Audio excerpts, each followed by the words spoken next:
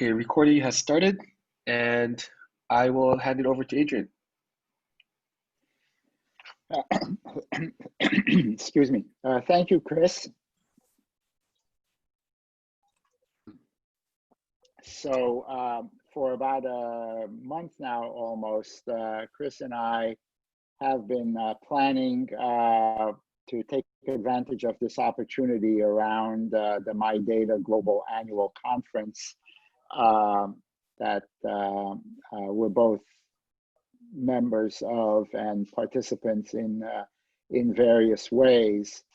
And the form of this collaboration has been a program proposal, which as of today, we don't know if it's been accepted as we show on this document, which is the first link on the agenda, which is in the chat. But the idea that we are calling Gold Button or Sustainable Self-Sovereign Agents is, I'll go through that very quickly for a few minutes. Let's just go through the agenda very quickly, Chris, just to orient people. And by the way, please interrupt either via the chat or by speaking up. There's not that many of us, and I don't intend to be speaking for more than 10 minutes or 15 minutes. I may drag on. So we have plenty of time for people to interrupt at any time, not just Chris, but any of you. Anyway, another place where we're trying to socialize this concept is in the W3C, which is where the self-sovereign identity work is being done, along with the Decentralized Identity Foundation and Trust over IP and Hyperledger. But again, lots of standards work going on in this space, and we may touch on some of it, again, if people are interested and want to head in that direction. I'm going to give a little bit of sort of overview of the sort of problem narrative from, from the Gold Button perspective. Spend a few minutes on zero trust architectures just to make sure that everybody has at least read this paragraph that's in that's directly from NIST. It's actually the abstract that's the definition of NIST being the National Institute of Standards and Technology in the US. And then we'll get to the meat of what's going to launch our discussion, which is the Gold Button, the 4 or 5 sort of points that I want to bring across, and will launch us into a discussion about anything people are interested in. So without further ado, let's head into the program proposal for a minute, just to catch people up who are not familiar with My Data or with the operators model in My Data and what My Data is. One sentence about My Data. It's a very successful new project started actually out of Finland. I don't know, Chris might know how many hundreds of members there are at this point, maybe a couple of years in. Do you know, Chris? Yeah, right. So I think we have 90 organizations and I think something like 56 countries with I think around 400 to 500 members in total. Okay. Yeah, so yeah, we have individuals and organizations. Yep. So a lot of the point of My Data is to figure out what it means for people to be the beneficiaries of the personal data that they have as they interact with the various service providers. And they want to do that through education and through sort of projects that try to influence regulatory practice in Europe and around the world. And they're organized around these things called thematic groups, some of which are geographic, like the Korea one. Some of them are topic-based, and the operators group is a topic-based group. And you see in this diagram, sort of, this is figure 1 in the operator's white paper, which showed up about 7 or 8 months ago. And it's showing 3 kind of actors, right? The operators, the data sources, and the data using services. And the idea is, you see that obviously the person is really in all 3 of them, right? Because we're talking about data sources of data of the person and data using services about the person. But the reason they show the person only next to the operators is because they see this idea of there being a class of technology or of service provider that is acting in a more or less fiduciary relationship. In other words, it is there to protect and serve the interests of the person relative to the businesses that are either sourcing data, you know, like a laboratory or a social network, or those that are using the data. You know, it could be, you know, a drug company doing research, let's say, or a city analyzing transportation.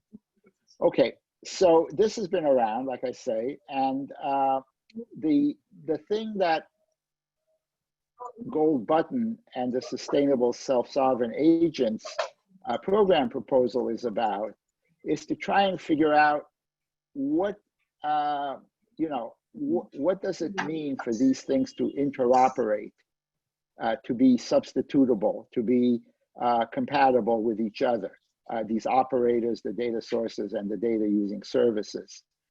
And so, as we'll talk a little bit later, you know, this goes in 2 directions. One of them is sort of technical standards, and the other one has to do with either policy or regulation.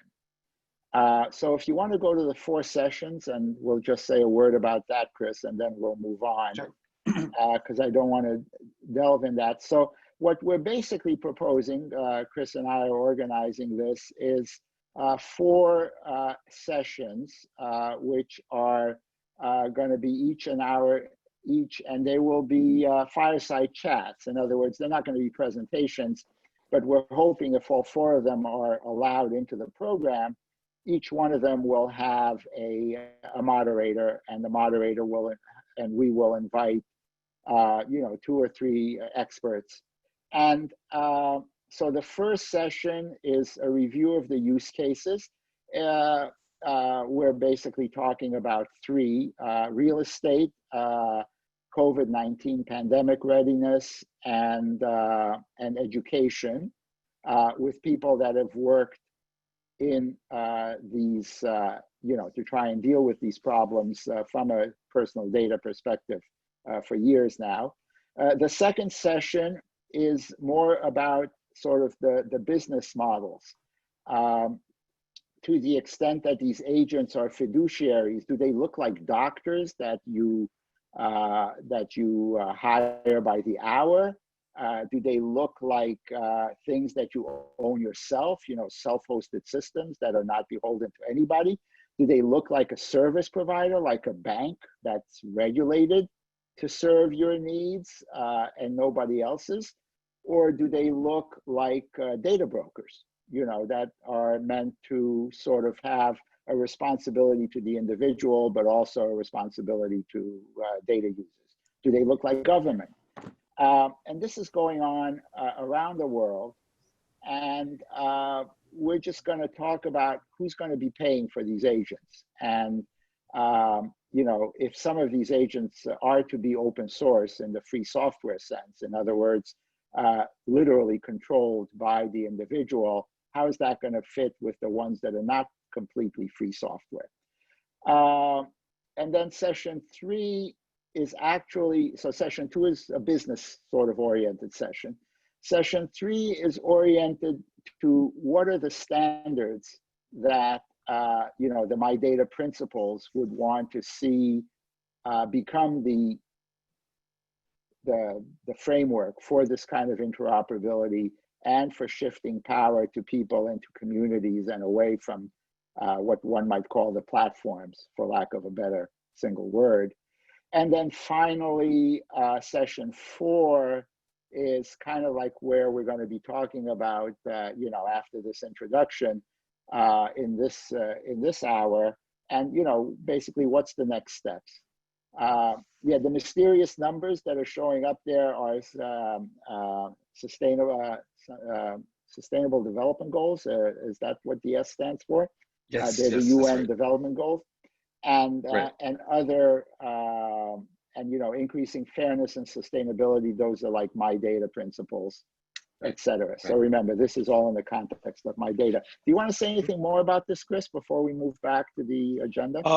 Right. So yeah, maybe I'll just say here that this session is going, if it's approved, it's going to be held in December. So hopefully we'll get a lot more stuff done before then. So the agenda that we have here might be outdated by then, but yeah.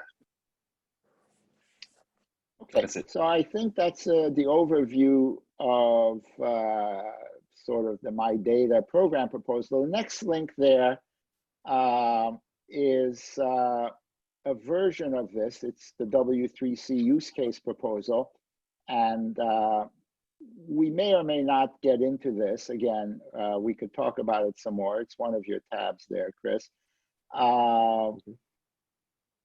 And this is a version of what's going on with the program proposal, but it's formatted to be a use case in the standards process, in particular, the decentralized identifiers work at W3C. And again, it sort of falls into this category of human-centered interoperability. In other words, the standards work, we won't get very deep into the standards work tonight, tends to be very, very technical, as it well should be. But you know, another way to look at it is, again, whether it's from the My Data perspective or otherwise, is, you know, how is this going to translate into something that normal mortals can understand the way they can when they see a Bluetooth or a Wi-Fi logo? And so, in other words, when somebody sees this thing we're calling gold button, what's the assumption that they will make, given that they're not going to know anything about standards?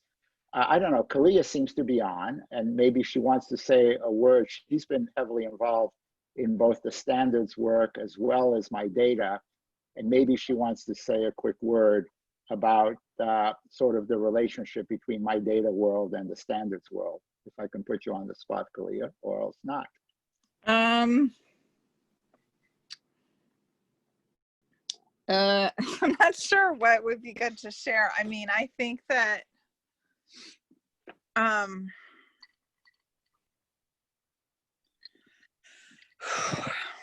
technical standards are going to play a critical role, but there's a lot of questions about,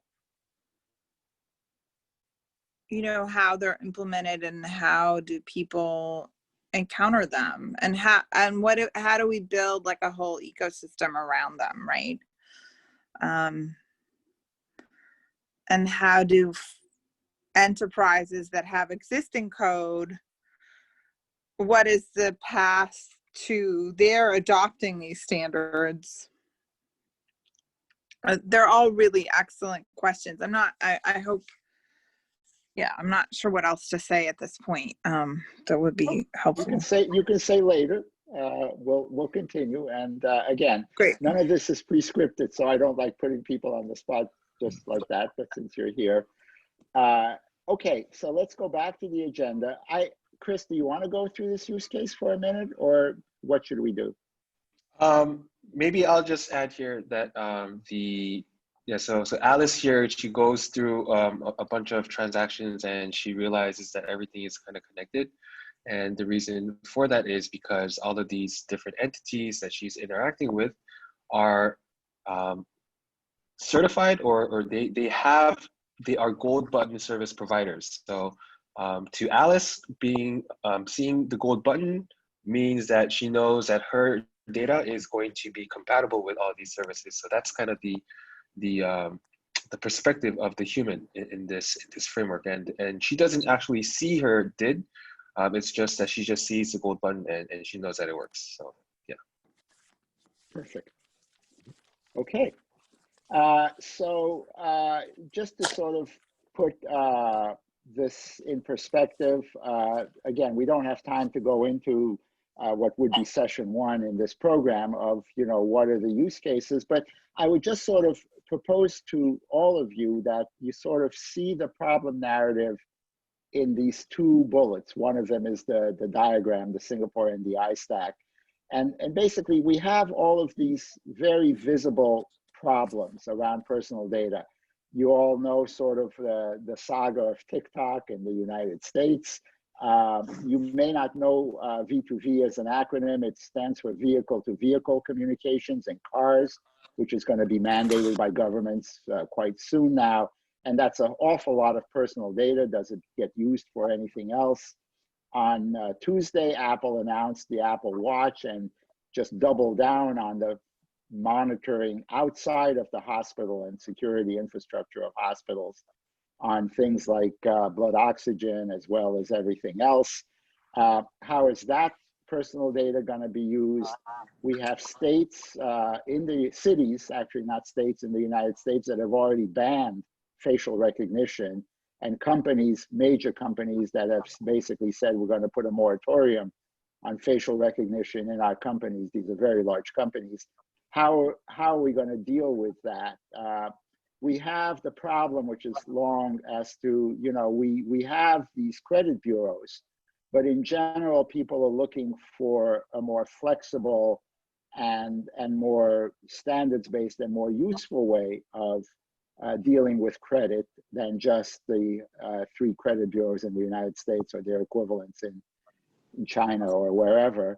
And then finally, we have this big problem around health records, not just the ones in hospitals, but the ones that are going like DNA scanning services like 23andMe, and obviously everything that's going on around the pandemic. So my point here is that the question of who gets to leverage personal data is about as much in play these days as anything we can talk about. Maybe climate change is more interesting, but and it involves this combination of commercial and government action. So the Singapore NDI stack, I think, is a very, very good summary. This is about 2 years old, this particular picture, and there's a link to the whole slide set. And what you see here, just for you all to keep in mind, for us to keep in mind, is that there are these 2 layers at the bottom that are basically government related, led by government is the way the legend says. Then you have this orange layer, which is the focus of the gold button standards, right? It's authentication and authorization. And it has to be open and interoperable, hence the standards. And then you have these things called value-added services, which are like TikTok and vehicle-to-vehicle and the Apple Watch, et cetera, et cetera. So I'm not going to say any more about that. We can refer to this again later during the discussion, but it sort of frames the issue. Next, we basically have this concept of, okay, so how are we actually going to structure the broader discussion? And one way to do it, the one that I am suggesting is helpful to arrive at a consensus around Gold Button and the My Data principles, is this idea of zero trust architecture, which simply says firewalls have reached the limit of their usefulness as a way of managing security. So let's shift to an architecture where individuals have much more responsibility as individuals for what happens, and they are held accountable in various ways, and that basically means that they can be using devices that are not entirely controlled by the enterprise or by the government, and inadvertently, and we'll talk about more about this if people have questions, this starts to blend privacy issues with security issues in the implementation phase. We'll talk more about that. It's kind of complicated. Okay, so finishing up, let's just basically review what the gold button thing is about. And I would sort of put it in, again, to just introduce some conversation words to talk around. It is definitely focused on standards. Much of my data and much of the public discourse is focused on either regulations or certifications or credentials, or what, not credentials, what's the word I'm looking for? Best practices, you know, all sorts of stuff like that. And it's all important, but what the gold button is about is trying to say, we don't care about what the governments might or might not pass as regulations, or what individual groups might decide to say, this is good, this is bad. We're going to look at the role of standards in generating this human-centered interoperability badge, and let those things either happen in parallel or maybe even happen after the standards are done. And this is something called regulatory capture, which we won't get into, with lawyers talk about, and policy people. In other words, the regulations in general can only be done on the basis of standards that exist. You can't, and so what economic interests tend to do is try to put a lot of resources into manipulating the standards for the benefit of certain stakeholders. And it's our job at My Data and other places like this to manipulate the standards in the direction that benefits society relative to the businesses or the platforms. And so gold button itself is seen as a voluntary assertion. In other words, it's an assertion of compatibility. You won't be disappointed because we're doing this and this and that. It's not meant to be you know, a certification mark, and it's not meant to be a government regulation. So it's a self-asserted or voluntary badge, but that doesn't mean that it's not enforceable, because, you know, every country has truth in advertising laws, for example, or laws against fraud. And so if you're going to assert something that is otherwise provable, and you don't do it, then you're subject to existing laws. You don't need new regulations. One of the ideas that we've come up with as we think about, you know, how to instantiate, how to bring gold button to the, you know, to the market, is that the zero trust architecture is too big a shift from what is now in place for people to start writing proprietary code and rip and replacing the infrastructure that's based around firewalls and proprietary app store policies and the platforms, you know, Apple or Google or wherever. People, if people are going to shift to this kind of edge or decentralized accountability for what's going on in the networks, they will, the security transition will be so extensive that only open source libraries, presumably most of them Apache licensed, because that's the way governments and companies that work on these standards like to have them. But in other words, the libraries themselves, not necessarily the end products can still be proprietary, but people will not trust or spend the money to do proper security analyses on completely open, completely proprietary software and service systems. They will have to have these libraries, and then the question becomes, who's going to write those libraries? Who's going to pay for these things that basically end up Apache licensed? And then sort of getting towards the end here, when we have these, you know, hundreds and, you know, nearly 100 organizations and hundreds of members in something like My Data and other things like it, what should their role be relative to standards? It's easy to say, and it's clear that they're all interested in impacting policy in various ways, you know, doing research reports and demonstrations of various sorts, but there isn't a good sort of consensus of how they're going to relate to standards. So there are sort of here I'm recommending or saying there are three possibilities, right? They could start to participate in the standards along with the experts and the vendors and whatnot. They could take a role as recommenders. In other words, they're not going to do the standards themselves, but they're going to do things that drive the standards in a particular way. And the third role, which happens to be a group that I've been, sort of leading for many years now, is they could simply take free software and create examples or solutions of how the various libraries and the various existing standards can be put together, not as a commercial thing, at least not at this point, but rather kind of as a way of giving people a vision of how the standards will fit together.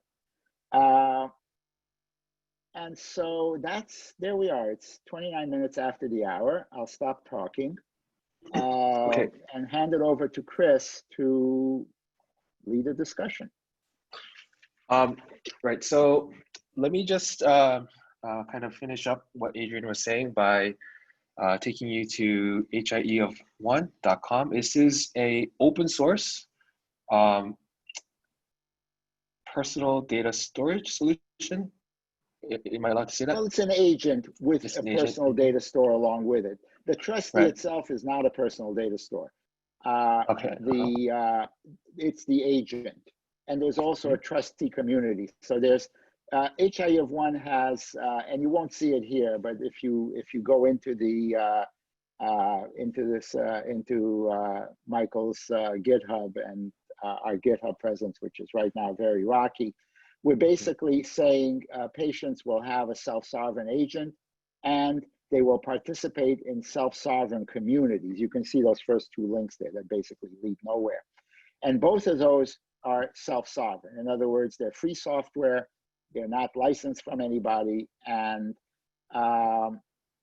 the personal data store component is also part of HIE of One.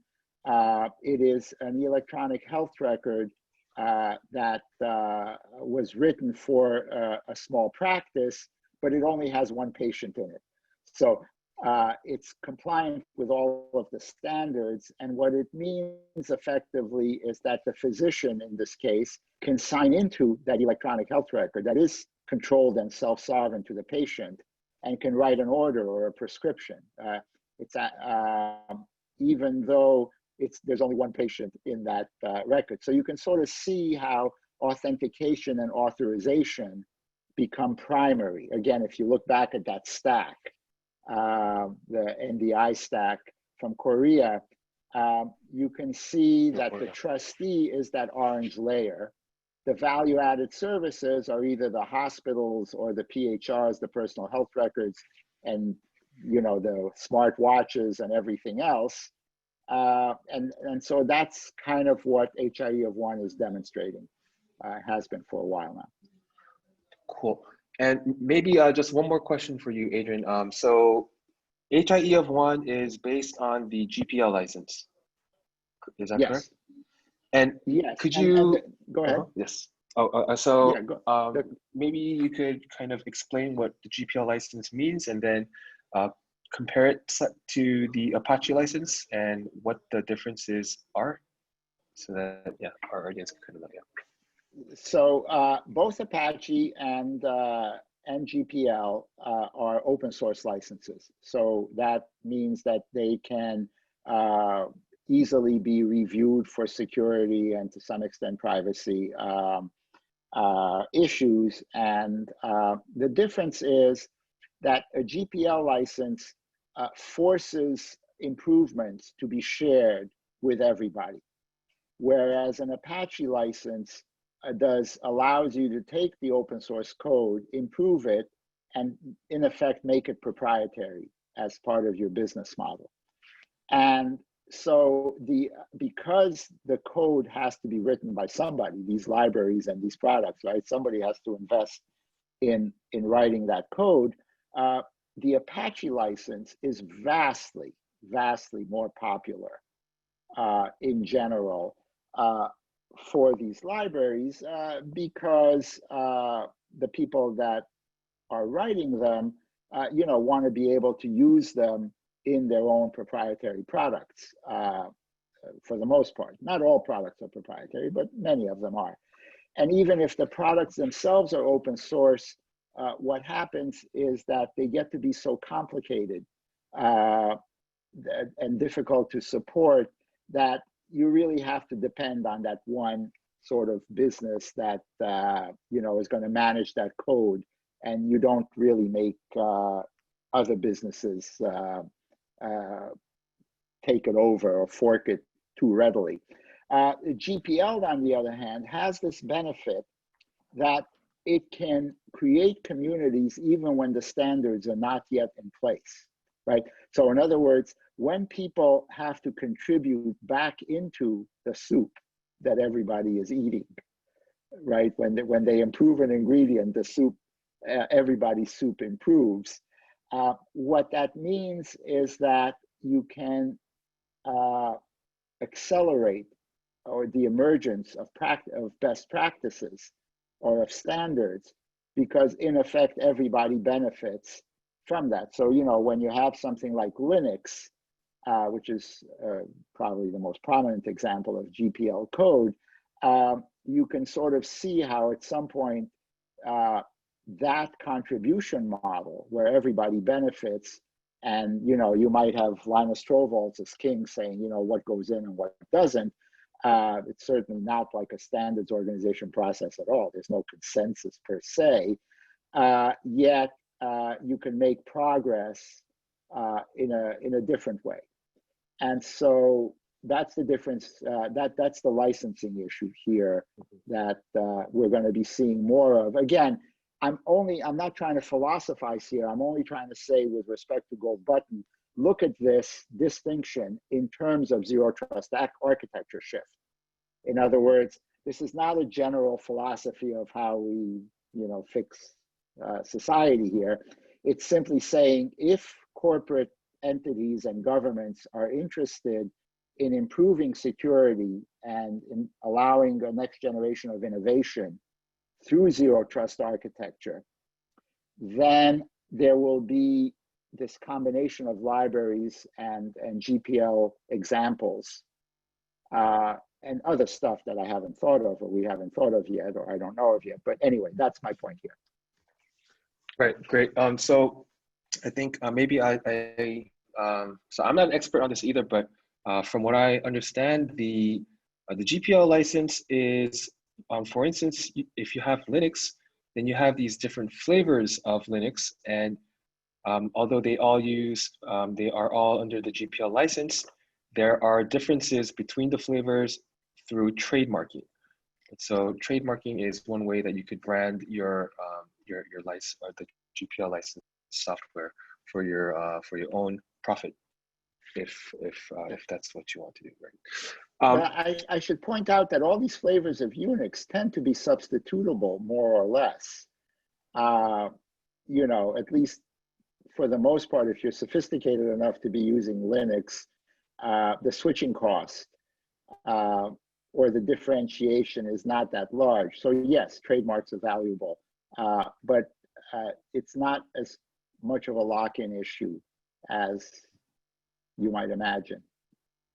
Okay, great, thank you. If there are any questions, please feel free to ask them. And I have a lot of questions, so if no one's asking any questions, then I will continue asking. Okay, so here in the Sustainable Self-Sovereign document, there is an example of this. So there's this one example of how we could define the gold button badge today. And here, I think maybe you could explain UMA and GNAP. And I don't know how simply you can, it's possible to do that, but if I think it might help our audience. Okay. Yes. Okay. So in order to understand authorization, you have to first sort of understand the experience you have with something called OAuth. And I'm sure that everybody on this call has experienced OAuth now for 2 to 4 or 5 years, because it's that flow when you're connecting two different services, let's say Twitter and the New York Times, that you happen to have a sign-in to, and you decide to allow them to share some information that's, you know, like for instance, your posts on Twitter should be able to drive your which stories you see featured on the New York Times, or vice versa, that kind of thing. Okay, so that's OAuth. That is called an Alice to Alice authorization model, because Alice or you have to be signed into both Twitter and the New York Times before you can establish before you can authorize a limited or a transaction, or before you can delegate one of them to access information from the other. What UMA 2 does on top of OAuth 2 is it turns the Alice to Alice transaction into what's called an Alice to Bob transaction. In other words, Bob could be using, you know, Bob could have a New York Times account, and you want to allow them to benefit from, because they're your friend, from what you put in your tweet stream, right? So in this case, you don't have a sign-in to Bob's New York Times account. You only have a sign-in to your Twitter account, but you want to authorize Bob to access a limited aspect of your Twitter account. And so that's what UMA does, but it builds on top of OAuth 2. And OAuth 2 itself is extremely complicated because it was sort of not all the stuff that's involved in zero trust architecture, like the use of smartphones or the use of apps in various forms, sort of came late in the game, as opposed to just web browsers on laptops. And so UMA has these relatively complicated, OAuth has these relatively complicated flows, and UMA itself is relatively complicated. So what the IETF, the people that control many of the internet standards, most of them, and control OAuth, they don't control UMA, but that's incidental. When they've decided to move to something that people are calling OAuth 3, but formally it's called GNAP. And so that GNAP is a simplification of what OAuth and UMA do. Unfortunately, it's not backwards compatible. That's why they're using a different name. They don't want to trick people into thinking that it's backwards compatible. But it does simplify, and it is likely to eventually supersede both OAuth and UMA 2 for the authorization service, which I described. That's basically what it does. Right. And so my understanding is that the issues with OAuth are arising because of the frequent use of the front channel, and GNAP is more safe and simplified in the sense that most of the transactions happen in the back channel. Is that accurate? Yes, but I don't think this is the time or place to get into that. Okay. It starts to introduce jargon that I'm uncomfortable pretending to be expert in. Okay. So yes, the point that Chris is making is that most of what's happening is going between one server and another server. You know, one enterprise. The New York Times is an enterprise. Twitter is an enterprise. They have hundreds of developers, and they know what they're doing. And most of the action is there. So when you introduce a user, whether it's Alice or Bob, and the user is using either a web browser, or they're using a smartphone, or they're using an app on a smartphone, or whatever, in order to give that user what we call agency, right? Remember the sustainable self-sovereign agent in the title of the talk. That is what introduces the complexity, or what Chris is calling the front channel. The front channel is the one that the user sees. The back channel is the stuff that the user has to trust that they're doing the right thing. And the problem with OAuth and UMA is that you don't want the user to always be in the front channel. The user might be asleep. The cell phone might be out of charge, it might be out of range. So you want Bob to be able to access or to initiate access to something that Alice controls, even if Alice is not in a position to say, yeah, go ahead and do it. In other words, Alice has to be able to delegate that function to somebody that's going to be watching out for her interests, even when her front channel device is off. And that's why people hire trustees. So if we go back to, why is HIE of One's code called trustee, is because when we have a, when we want to have somebody act on our behalf and only on our behalf, like for instance, manage our money, for somebody that's too young or can't be too old or whatever, we basically give that responsibility to a trustee, and they don't have to ask the individual or the guardian of the individual every question every day when something comes up. So that gives the individual a huge amount more power. And sometimes, you have a physician, for example, acting in that role where, certainly the physician might ask the patient about every little thing, but in general, there might be major decision that the patient just says, I'm going to trust you to do the right thing, whether it's sharing certain information or changing something about my treatment. Obviously, the big things you have to ask about as a physician, but a lot of stuff can be handled by your agent. Great, thank you. Maybe I think, could you give an example in healthcare where you would see gold button being influential and bringing some substantial change in the way we get treated as patients? Yes, that's easy. And it's interesting because I'm going to make it sound like it's the US, but I think it's actually around the world. Up until now, the assumption both in US and around the world is that health records are either under control of hospital institutions or government institutions, or some combination of institutions and institutions.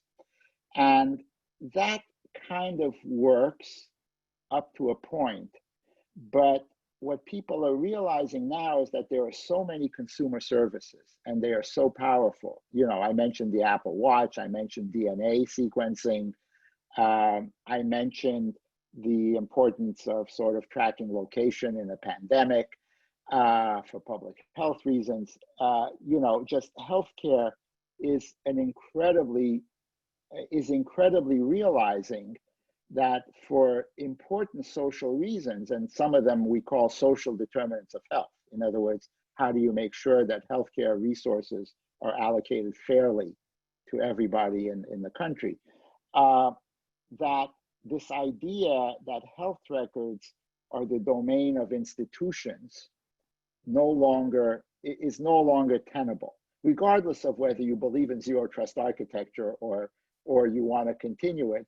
It's just, how do we as a society benefit from these new institutions, let's say non-regulated or non-government controlled services coming into the space. So what am I talking about here?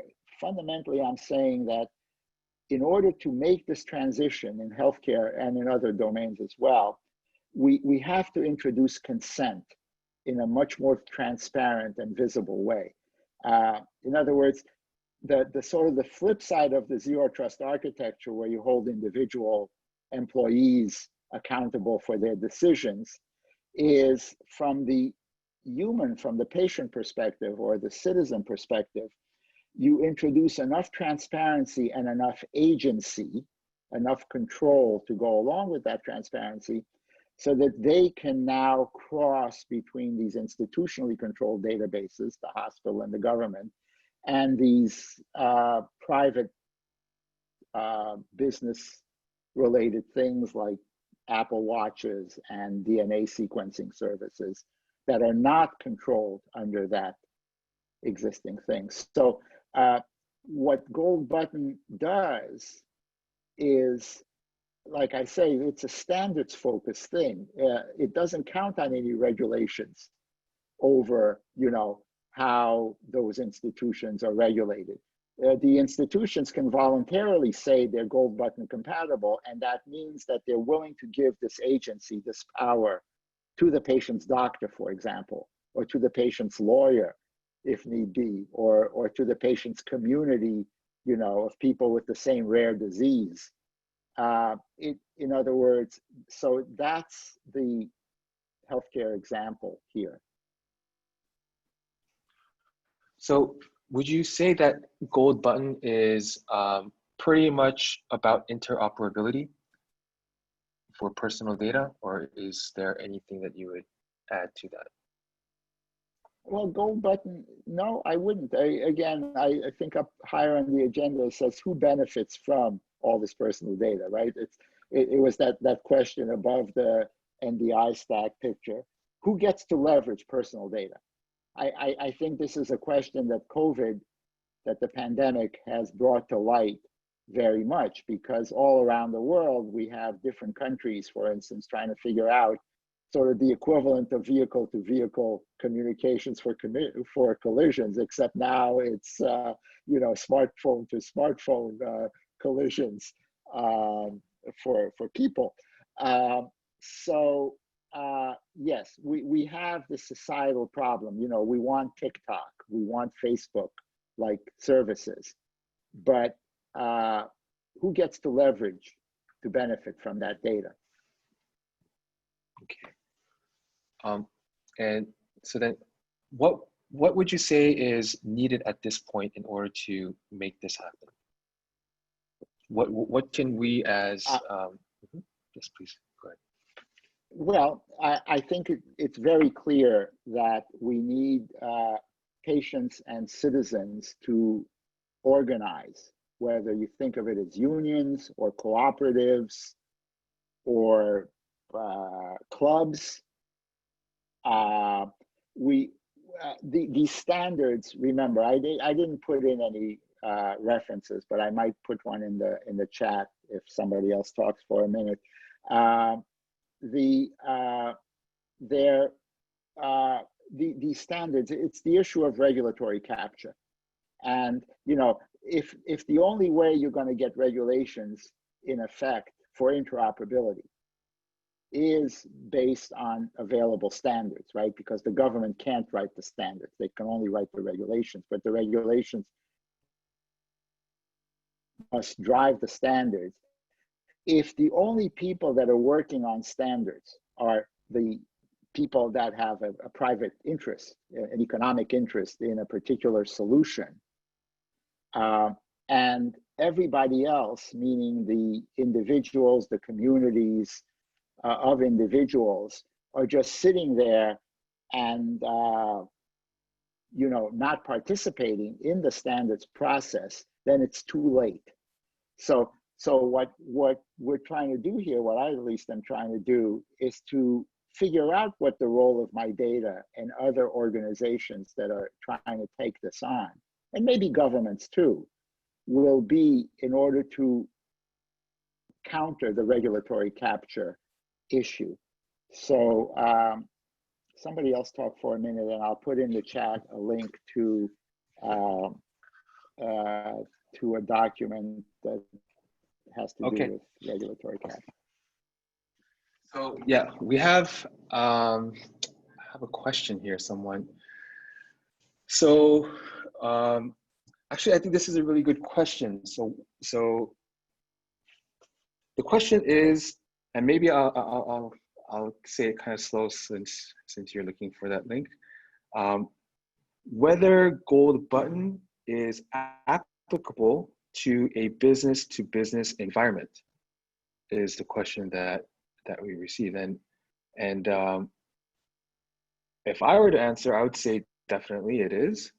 And the reason being, because gold button would not only be something that tells Alice that her data is compatible with these gold button service providers, but service providers would be able to create apps and services based on each other by seeing that they are also gold button compatible. So if you think of Bluetooth, then a Bluetooth compatible phone is going to work with a Bluetooth headset.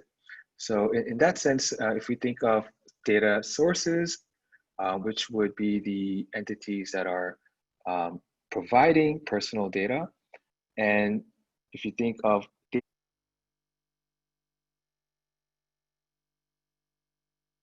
data, You cut out. mm-hmm. Did I cut out? Yes. Okay, right, so basically if you think about data using services and data sources, which are going to have to interact, the gold button would be something that that assures compatibility between those as well, and that would be a B2B environment. Is there anything you would like to add, Adrian? No, I will put this link in the document. No, I think what you said sounds right. Here it is. Here's the link. I'll put it in the chat. Thank you for the question, by the way. Okay, I'm back. Okay, I think so. The people here, at least from what I can tell, a lot of them are professionals that are working in companies, private companies, and I think something, maybe a few words for them could be, what can we do, and including myself, within our companies to convince our bosses or CEOs to make this transition to using more standards, more open standards? What would be a good argument, would you say, that we could use? Well, I think it's fundamentally going to be on two grounds. Number one has to do with security. The cost of providing whatever systems and whatever services they are selling in a way where the security costs are manageable, and their ability to innovate and differentiate their services. And so that's why I made such an emphasis on zero trust architecture, because I think it's hard to sell a corporate entity on privacy. They see it as a two-edged sword, as a compromise. To the extent that they have to give the users agency, they might not have as much ability to leverage the data to benefit them or their strategy. But if you frame the issue in terms of differentiation and security, and reducing the cost of that, and then becoming competitive in that way, that is one thing. The other thing to do is to really separate businesses into those that are invested in something that doesn't in and of itself require personal data for competitive purposes. So in other words, if you're making a car, or if you're making a drug as a pharmaceutical company, the people are paying you for all the tooling that it takes and all the engineering that it takes to build a car. If you're not careful about how you treat human agency for personal data, some competitor that is more careful, and so we're sort of seeing this with Apple versus Google with smartphones. I mean, I'm not saying that Apple is a saint here, but you're starting to see Apple doubling down on the fact that, yes, we're going to charge you the Apple tax, this 30% premium or whatever on the hardware, but we are going to work really hard at making sure that we're not leveraging personal data as a secondary source of income as compared to, say, Android in general. So I think those are the two business arguments. You know, what are you actually making your money on, and how are you going to pay for the security you need to differentiate and succeed? Great, thank you so much. I think with that, we will probably close this session because it's we have like less than a minute left. Thank you everyone for joining. This will be posted on YouTube, and once we do that, I will announce it in the My Data Global Slack as well as the My Data Korea channel, and probably DID Alliance Korea too. Great, thank you. Thank you, Chris. Thank you. Thank you. Thank you. Thank you.